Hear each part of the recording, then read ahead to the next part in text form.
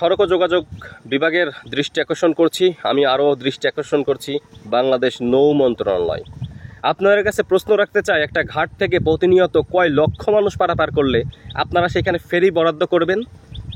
আপনারা একটা শহর থেকে একটা উপশহরকে বিচ্ছেদ করে কেন রেখেছেন? যেখানে প্রতিনিয়ত লক্ষাধিক মানুষ পারাপার করে সেখানে আপনার ট্রলার রেখেছেন শুধুমাত্র। একটা মানুষ খুব দ্রুত ট্রিটমেন্টের জন্য যেখানে 20 কিলোমিটার ঘুরে যেতে হয়, 5 কিলোমিটারের আড়াআড়ি রাস্তা থেকে রূপসা উপজেলার মানুষের কোথাও যদি আগুন লাগে, সেই ক্ষেত্রে শহর থেকে ফায়ার সার্ভিসের সেবা পেতে 10 থেকে 15 কিলোমিটার ঘুরে আসতে যে সময় লাগে তার মধ্যে তো পুরে সব ছাই হয়ে যাবে।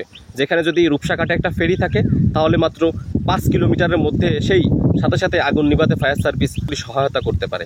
আপনার কাছে প্রশ্ন, এই সামনে বর্ষাকাল আসছে, ফেরির সাথে ট্রলারের কোনো সামঞ্জস্য না থাকার কারণে অসংখ্য মানুষ ট্রলার যখন ঘাটে ভেড়ে তখন একটা ধাক্কা লাগে, এই ধাক্কায় অনেক বাচ্চা কাচ্চা মায়ের কোল থেকে নদীতে পড়ে যাওয়ার একটা সম্ভাবনা থাকে। এই সমস্ত রিস্কের ভিতরে রেখে কিভাবে ঠান্ডা মাথায় আছেন? আপনারা জানেন গত মার্চ 13 তারিখ সকালে একটা মানববন্ধন হয়েছে, যেটা গণমানুষের একটা দাবি, এখানে টোল মুক্ত রূপসাঘাটের দাবি, সাথে ফেরিও যেন থাকে। এ ব্যাপারে আপনারা যদি দৃষ্টিপাত এখনও পর্যন্ত না করেন, আপনারা যদি বিষয়টা সিরিয়াসলি না নেন, তাহলে ভাববো আপনাদের সরকার যে দায়িত্ব দিয়েছে আপনারা দায়িত্ব এড়িয়ে যান। আপনারা সামান্য সুবিধার জন্য কি আপনারা দায়িত্ব এড়িয়ে যাচ্ছেন? আমার তো এখন বলতেই হয়, আপনারা সুবিধাবঞ্চিত মানুষকে সুবিধা দিতে পারছেন না, শুধু নিজেরা সুবিধা ভোগ করার জন্য।